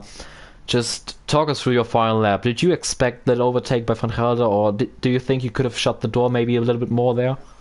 Well, when I started the last lap, I was like 2.5 seconds in front of him, but I knew if I wouldn't be cautious that I would spin, and I have done that in the past, spinning in the last lap, and I honestly thought 2.5 seconds then I can drive safely enough, but then after the back straight, the chicane, I halfly lost control of my car, and then Nick gained so much time on me, and then I saw him coming on my rear mirror, and I tried to block him, but I was just too late, and he went for it, and okay, he maybe outbroke himself, but yeah, much, I would say it was a fair move, maybe a bit, touching my car, but that was okay. It was a fair move, I think, and it was unfortunate that I lost the win, it would be a great comeback, I think, because I was like pretty far back after my 2 spins. But yeah, Nick deserved it as well. He was like leading whole race, apart from the few laps when I was in front after my pit stop. And yeah, I honestly can only say congratulations to Nick for an amazing race, and especially that amazing battle for the last 5 laps. So. Well, yeah, congratulations still for P2, another very, very great run for you, and looking bigger picture wise, you're also sitting quite comfortably in the point standings at the moment. Yeah, thank you. Going on, I can't believe I'm finally saying this, Project Cars 2 race winner, Nick van Gelder. Man, what a race that was. It looked to be a flawless race by you, just a pure domination. You were leading from the start on basically, after Jensen made his mistake as well. You built a gap of, I believe, was 25 seconds, and then the rain came, and you just seemed to struggle a lot in those damp conditions on dry tires, and you lost your whole lead in the matter of 3 laps. You then definitely made the correct decision to pit 1 lap earlier than Dion, as you were definitely struggling more than him in those conditions. But in all honesty, I thought it was over at that point. But you managed to come back, and then a tremendous battle with Dion Stahl in the closing laps, and this crazy move down the inside with 4 corners to go. Was that move desperate, or did you plan actually making that move? Just talk us through how do you feel, man? Yeah, well, first of all, it's just great to finally break my duck on Project Cars 2 and finally win a race, indeed. So, yeah, it was quite an intense race at the start. Of course, like you pointed out as well, I was probably pretty lucky that Jensen got caught up in a crash at the start, I believe, and he dropped down. I think he also had a penalty somehow, so he had to take a drive-through, and he was a long way behind. And that allowed me to just get back at the front, and I also made quite a good start again, so I was able to go into the lead already before turn 1 from 2nd place. So yeah, I was then leading. I think for the first couple of laps Sandro was able to stick with me, and we were pretty even on pace, but towards the end I think he was on soft tires and I was on hards, and he dropped off a little bit towards the end of the first turn. And yeah, I had a pretty comfortable gap. I think at that point, before the pits, it was it behind me? It was Before the pit stop? yeah, I can't remember. I think it Alexi, was. I think. Yeah, Alexi coming at me. Yeah, he was behind me then. And yeah, then the rain started to fall. For the first couple of laps, it didn't really affect us. The track conditions and temperatures were still pretty fine. But then at some point there was a bit of a crossover and the rain started to come down more and the track looked more wet. And I missed a trick a little bit there because Alexi came in the earliest, well at least from like the drivers at the front. I'm not sure if some drivers might have pitted a little bit earlier, but at least I think Alexi came in one lap before I was planning to come in. But the stupid thing was that I was, you know, figuring out with fiddling with the settings and stuff on the strategy, and I was so last minute still changing some stuff on like the amount of fuel and fixing damage and stuff like that, that I missed the pit entrance, and so I had to stick it out for another lap, and I knew that it was a mistake because my tires were stone cold, they were completely blue in the indicator, and I was really slow. I mean, like you said, I just lost everything that I built in the first couple of laps. And I think I did a lap time of a 1 minute 43, which was 20 seconds slower than what I was doing before that. So the tires completely dropped off, so I pitted a lap later. And still rejoined right behind Samuel. And then Dion pitted a lap later, and he then rejoined into the lead. So suddenly the top 3 was very close again. And Samuel was still on slicks, and for a couple laps he was able to stick with us, Dion and myself, but yeah, he had to pit because there was no way he was going to stretch up to the end with on the wet track. So yeah, then the battle with Dion, it was just great. I mean, it was I think with about 5 minutes to go where we started to overtake each other a little bit and started having a bit of a fight. And I was like, man, this is my golden chance to finally win a race on Project Cars 2. And also had flashbacks a little bit to Road America, where Dion and me were fighting it out for the lead in rain conditions. Although it was of course much heavier, but yeah, it was just a great fight. And then I think with 1 or 2 laps remaining, yeah, I think 2 laps remaining, I half spun in turn 1. I lost a couple of seconds, and I thought that was my chance over because Dion got a gap of about 2 or 3 seconds after that. And I was really kicking myself. I was like, oh my god, I can't believe that I've just thrown it away, probably. But from that point onwards, I was just pushing at 100%. I was just, you know, going at it, taking a lot of risks, much more than what I was doing at the beginning of the race, in the first 3 quarters, basically. So, the final lap then, I think I was behind by about 2 seconds or something like that. 1.5 seconds maybe, I can't remember, but there was quite a gap, so I was like, I don't think I can actually win this. But I was still like in my mind, I was just thinking, I'm either gonna win or crash, I don't care, I'm just gonna push my absolute limit to try and do something. And so I was actually sliding around quite a lot on the final lap. I was really giving it all, and I was closing in, so that motivated me even more to just try. And then that move into the hairpin, I wasn't really planning it. I mean, I was closing in, so I was like, okay, I need to do something here because there aren't many opportunities after that. Of course, there's the left after the right where I overtook, and then the final corner, but I couldn't really count on that. So it was sort of, yeah, it was a desperate move, and I didn't really plan it, but I was like, I have to do something here, so I just braked late, went to the inside, and I already apologized to Dion because it was maybe a little bit on the aggressive side, and we did make contact a little bit, so yeah, we both run wide, and I didn't really, I didn't go off track, but I completely missed the apex because I was very late, so yeah, apologies to that for Dion. I actually really feel sorry for him because he would have deserved to win as well after that great comeback. But yeah, managed to hold on and win the race, and it's just great, man. It's I finally got that monkey off my back now, and I finally got a victory in Project Cars 2, and I think it's not looking too bad in the championship as well. So yeah, I'm just really happy about this race. It was just yeah, great to battle it out with Dion as well at the end there. So thanks to Dion for making the race like it was, and for giving me a fight because I really had to work for it. You're welcome. And yeah, thanks, and congratulations to you as well for second place, and for the podium as well for Alexi. Yeah, man. Congratulations, man. Great run. Also, looking bigger picture-wise, I think this race win with Jensen Randall only finishing in P7, this puts you in the championship lead, I believe. I have to double check on that, but Really? I think this should put you in the championship lead. You were 6 points behind him when the race started. So... I think you know. The last race is going to be an interesting one. Yeah, Because certainly. both championships are on the line. yeah. Yeah. Well, I think I'm now in third place, 2 points behind Nick, and Jensen is 1 point behind me. yeah. So very, very close championship battle there between the top three. Yeah, thank you guys. Awesome job by you guys. Great results for all of you. And thanks for the great race. Always So- welcome.